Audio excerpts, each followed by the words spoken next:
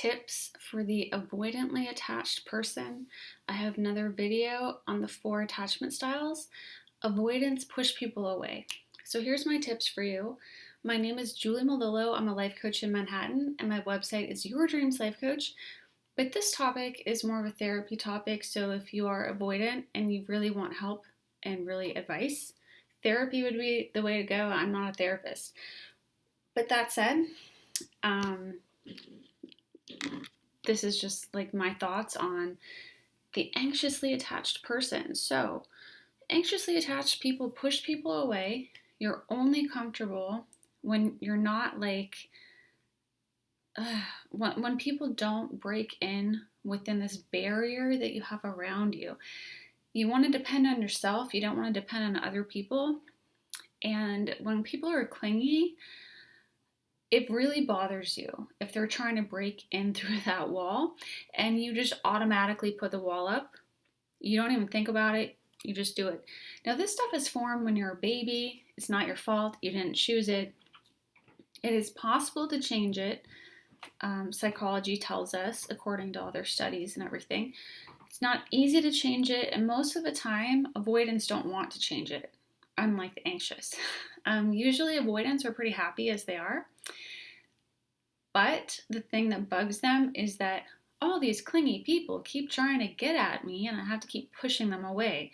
Now, the avoidants don't really suffer because they kind of automatically put those walls up, but they do tend to go after these anxious types that are clingy.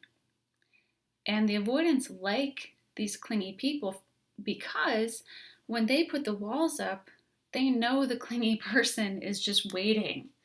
They're just waiting right there for their opportunity. So they don't have to worry about being rejected. Now, the only downside for an avoidant is that they can be hurting the clingy person. The clingy person can really be suffering because the wall keeps going up and they keep getting kind of like pushed away when they want to be closer, and that can be very painful for the clingy person. So there are things that the avoidant can do to make that a little less harsh on the clingy person, and that's what I'm going to be talking about. Now, of course, sometimes avoidants do want to change because I would say avoidants are pretty happy the way they are and they really don't feel a need to change. But sometimes, once in a blue moon, they kind of wish they could be closer to people without it like freaking them out.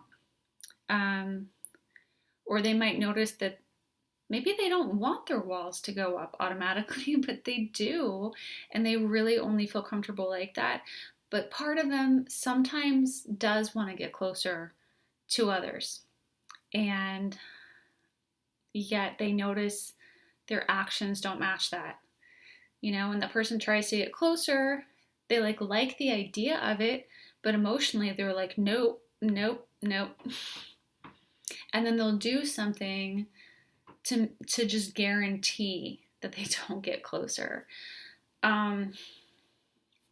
Therapy stuff, okay? So if you want to work on that, therapy, because as I always say, therapy is like the doctor or surgeon who's like operating and seeing what's in there. I'm a life coach, so I'm dealing with the present moment and the future. So I'm like the personal trainer who's getting you your 6-pack. But to get the 6-pack, you can't have a gaping wound. You know, you can't have like some kind of serious medical problem and go to the gym and work out, right? That's why they always ask you if you have medical problems, if you go to a personal trainer. It's basically like that with life coaching. You have to have dealt with that stuff enough that you don't walk into the gym with like a broken leg or a gaping wound. Like, yeah, you need to go to the ER and get stitches for that. You know, you can't just like, if you're dripping blood, you can't go lift weights, right? It's easier to understand like a physical analogy. Anyway, so what do avoidants do?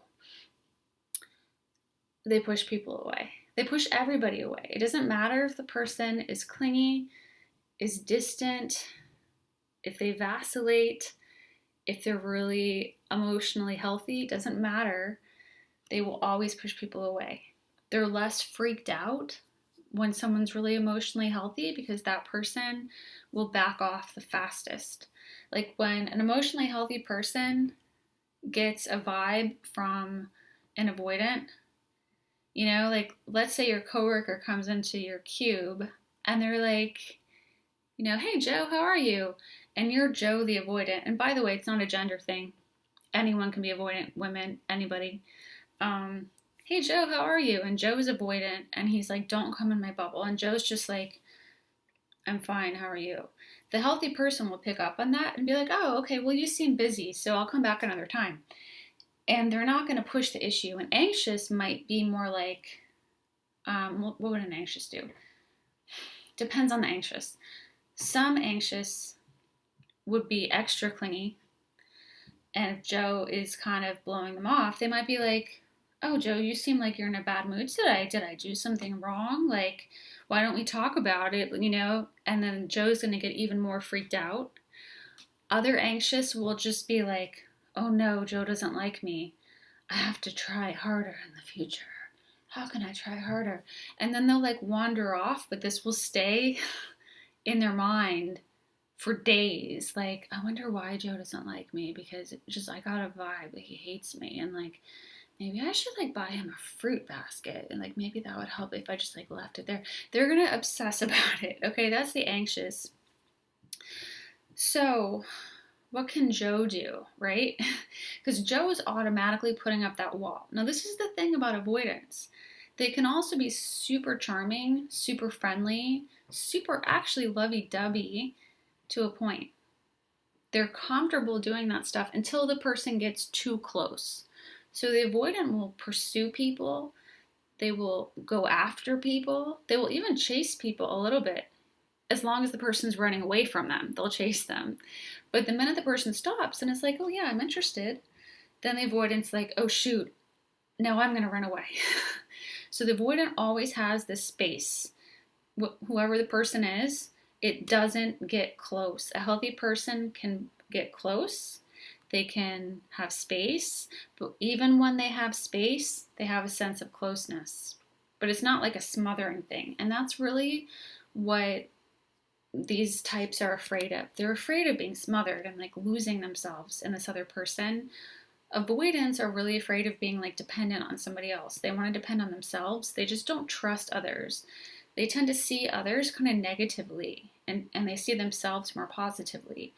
And again, this goes back to just how the baby was treated. This isn't something that you chose if you're an avoidant. You didn't sit there as a baby and you're like, you know what I'm going to do? I'm going to choose this pattern of thinking. No, your brain just did it on its own based on how you were treated. So it's no one's fault if you're avoidant. Or it's not your fault if you're avoidant. So what can you do though? Because even though the avoidant isn't really suffering, the anxious people and the other people that are obsessing about you kind of are suffering because they don't know what's going on and they feel constantly rejected. So something you can do is just to be honest with people. And not everybody is going to like it. And again, I'm not giving you advice. Like, go to therapy if you want actual advice. But this is my perspective, just as a human being. You can just let them know. Like, if you start dating someone from the very start, let them know how you are. And there are avoidants who do this. You might put it in your online dating profile. Hey, I'm a workaholic, right? Or like, hey, I'm obsessed with playing golf. I play golf every day, or I work out every single day, no matter what, for an hour and a half. So when you put things like that out there, it's kind of a signal. It lets people know how you are and that you probably are not going to have tons of time for them.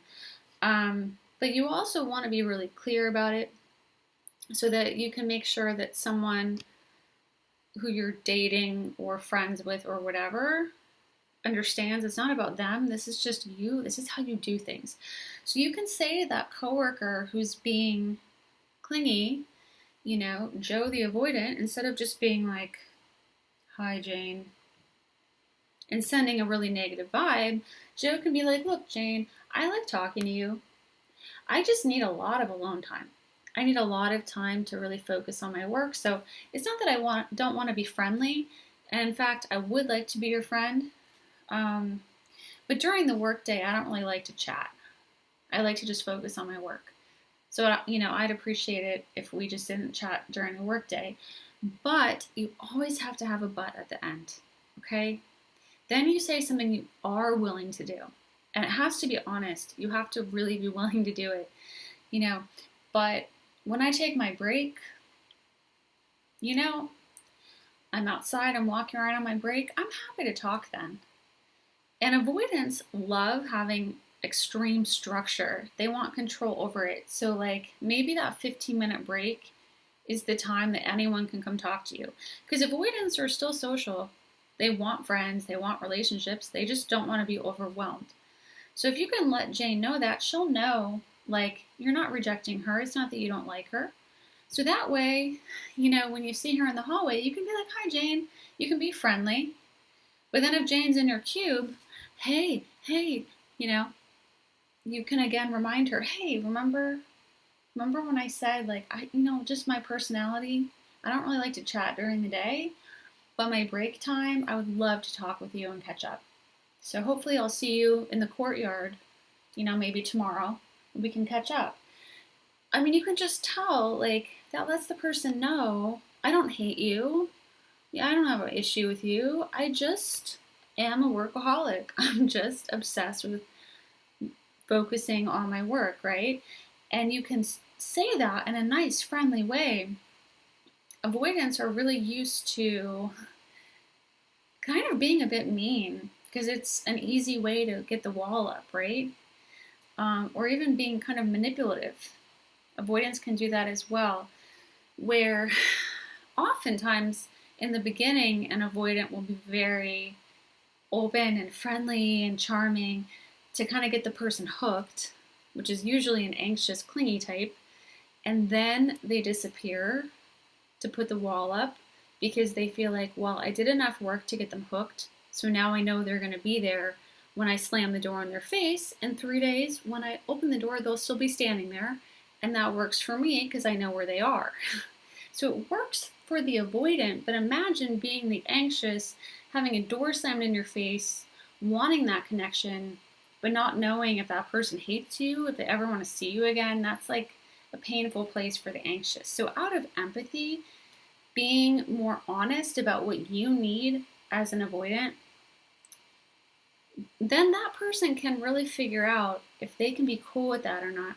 Because if they can't be cool with it, that's going to suck for you too, because you're not going to stay friends. You're not going to keep dating. Eventually, it's going to fall apart. And breakups, I would say they're like slightly less painful for an avoidant, but breakups are always painful. So if you can avoid an incompatible situation, it's better. And it's also reassuring as an avoidant to know that someone is going to respect your space, which is the reason that when an avoidant is friends with or is dating a secure, sometimes they put less walls up because they get the sense that this person is not just like waiting for every opportunity to break your walls down. They're like content, they're open, they're friendly. If you want to talk, they're all about it. But like if you're like, "Oh, I'm busy," they're like, "Okay, cool, I get it, yeah." They're not pushing, right? That's how secures are. That's the healthiest of these types. I feel like we don't have that many secures in the world these days. Like most of our people seem to be more in the avoidant or the anxious, in my opinion. That's just my guess. Again, I'm not a psychologist, but I have been living a while and seeing stuff out there. So that's something you can do. You can just be honest about where you stand, and then you get the relief of having communicated that, not needing all that negativity of like glaring at people or just like not responding to their text message, because avoidance kind of block it out, but it's still in the back of your mind, like just like the annoyance if someone's trying to break that wall down, that gets annoying and stressful. And it's a good feeling to have someone respect your space and to not have to get stressed about it. And again, as I said, it also lets you know if you're compatible. Because this is the thing, there are compatible people for everybody. no matter how avoidant you are, even if it's really extreme, there will be someone else out there that is either the same way and you can just both do your separate stuff and see each other for a very small amount of time, or there's people in the middle. There's all different kinds of avoidant. There's all different kinds of like if you looked at an avoidant, there would be some that would be cool seeing their partner every day, chatting every day, maybe spending the whole day together. But then they have, their time this is just for me. They need that separate time. There are other avoidants that maybe they have to spend 90% of their time alone or else they feel crowded. You know what I mean? So from that 100% of time, it could be anything in the middle for an avoidant. So that's the main thing. Let people know. And if someone's not getting it, explain it in a nice way. Like, just let them know it's not them. That really goes so far as it's not that it's you. It's not that I don't like you. This is how I am. This is how I structure my life. It's not your fault that I don't want to see you or talk to you. I just need to do that so that I feel comfortable. And I have seen avoidance when they start getting itchy. And it's like, wow, it's very uncomfortable for an avoidant when they feel like their walls, someone's trying to get into those walls, they just get really, really uncomfortable. And you can just see it. They almost seem to get a bit anxious, ironically, even though they're not the anxious type. They just need to get out of there. So for your own well-being as well, when you let people know what your boundaries are, they have a sense of what you're cool with, what you're not. And this is hard for avoidants because avoidants tend to be a bit manipulative as far as they're not used to openly stating. Because, avoidants have a fear that if they tell somebody, look, I only want to see you for these little time slots because I have huge walls up, they're afraid that person's going to be like, oh, forget that. This is the thing. Some people will say, forget that. But those are the people who later on, after a long relationship, are going to say, forget that. So do you want to go through a long relationship and get to that conclusion? Or let them know, early on, I'm a workaholic, or I play pool every day for 4 hours, and I will not be okay with talking to you during that time. We're only going to see each other on Thursdays and Tuesdays and Fridays between these hours. Yes, there will be people who say, no, I'm not cool with that, but that's fine because you're not compatible anyway. But there will also be people that are similar to you that are relieved and like, oh, thank God you're not going to smother me. And we can have our time slots, right? And neither of us have to feel that our walls are encroached upon. And if you are dating an anxious, what I would say works the best is, I don't know if this is really possible for an avoidant to do, but I do think it is. An avoidant is not going to drop everything, nor should you, because the anxious has messaged you or showed up or whatever. You want to maintain your boundaries, but you can give them reassurance. This is huge for an anxious, and it can really reduce some of that clinginess, just to let them know, hey, I'm here, I care, I need my space, but you know what? I don't hate you. I don't. I like you. I want to see you, but I need my space. So some things you can do with an anxious is basically give them that message. You're here, you care, but you need your space. And let them know when they can see you again, because that's a big thing for anxious. Anxious will obsess about oh my God, did they break up with me? Is it over? So if you can just tell an anxious, look, the next 2 days, I'm really focusing on work, but then, on Wednesday night, why don't we go out and go out to dinner, right? So this is great for an anxious because they have something to look forward to. They know where they stand. They know that you care about them, that you like them. And it's good for the avoidant because you have a time slot and you don't have this feeling that you're being invaded with intimacy that freaks you out, with excess closeness. Avoidants hate that. So avoidants are time slot people. But anxious like that because then for the next 2 days, instead of looking for your text, they're going to be like, I know we're cool and we have plans, so I don't have to worry about this. So that is one small thing. And you can do that in any situation. If you take a vacation together and you feel like, oh my gosh, this person's being clingy, an avoidant will have a tendency to kind of get mean. Maybe you glare at them, or maybe you even cause a fight because you just need this space. You need them to back off. But that's really hurtful, right? It's a lot easier to get your space and not hurt them because when you hurt somebody, it causes this big mess, right? And just to be a nice person, you don't want to do that. You don't want to harm people, right?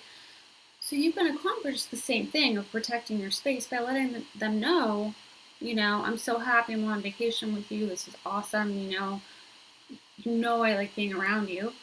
But, and if they know about this, you can even explain to them, I'm avoidantly attached. I need my space. This has nothing to do with you. I'm not rejecting you. Because avoidance will tend to reject people. Because in your mind as an avoidant, people often do kind of suck. And you tend to put people down as a way to put your walls up. So instead of thinking to yourself, oh, I need space, I'm feeling kind of smothered, I need my alone time, you will instead think, oh, this person's annoying.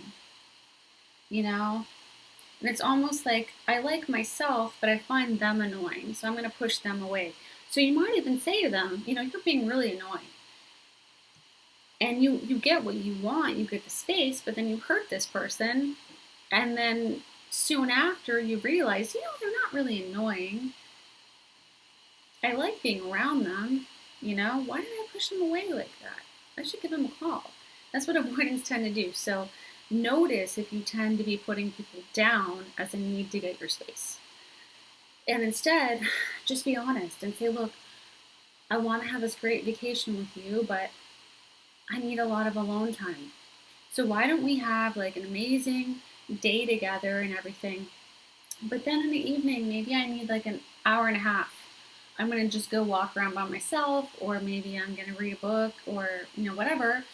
And this isn't about you. It's not that I hate you or whatever. You're great. I just need this time to unwind or whatever. And an anxious hearing that will be relieved. They know where they stand. They don't have to make sure everything's okay. They know everything's okay. Anxious are usually like easy to please. They're eager to please other people, usually. And I'm not saying this is healthy. It's still a attachment style that is not considered the healthiest, which is the secure one.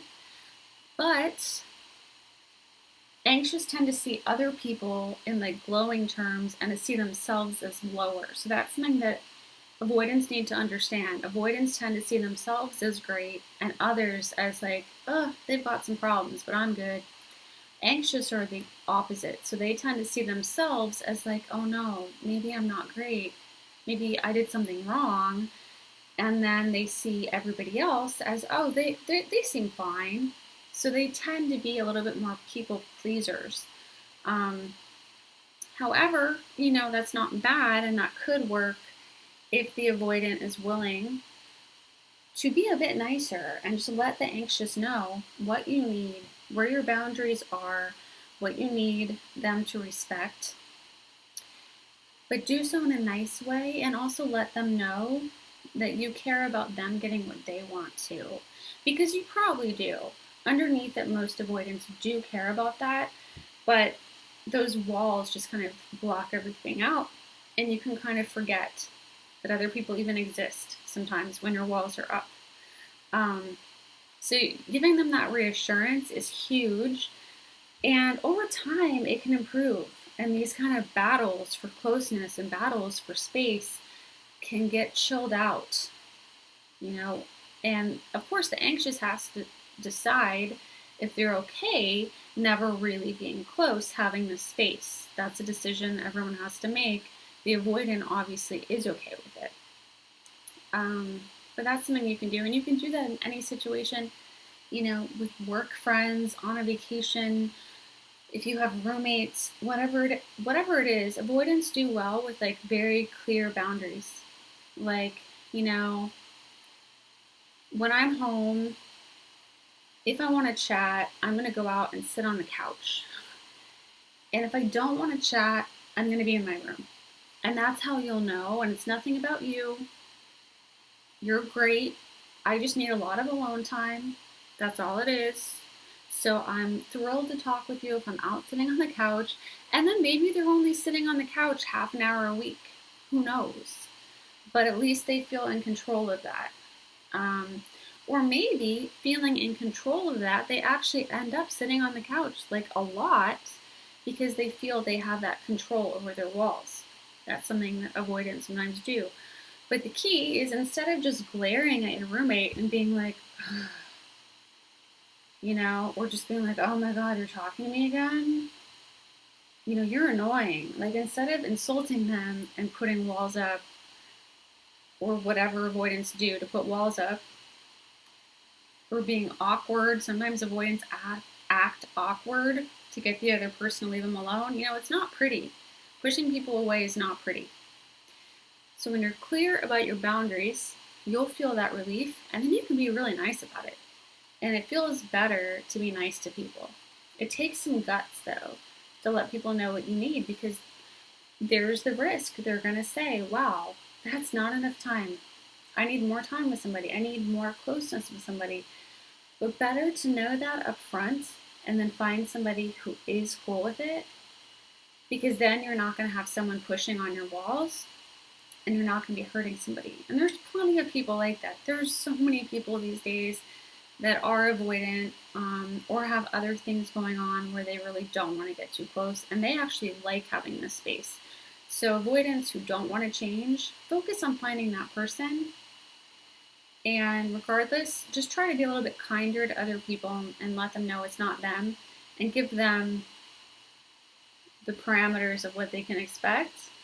Let them know when you're going to be available and that you like them. But you just need that time to you, because that's just how you are. So I hope that was interesting, guys. As I said, my name is Julie Malillo. I'm a life coach here in Manhattan. My website is yourdreamslifecoach.com. If you want coaching, which, as I explained, is not therapy, coaching is in the present moment, looking at your future goal and looking at the actions that you can do on a daily basis and a weekly basis. We have an hour call once a week, and then we reassess and see how it went, basically.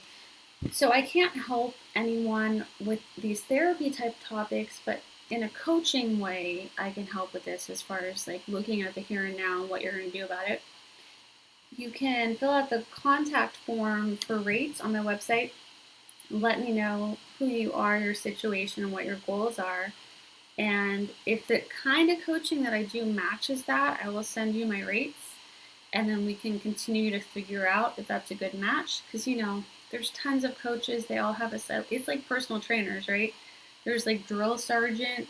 There's so many different styles. So you have to have a good match there.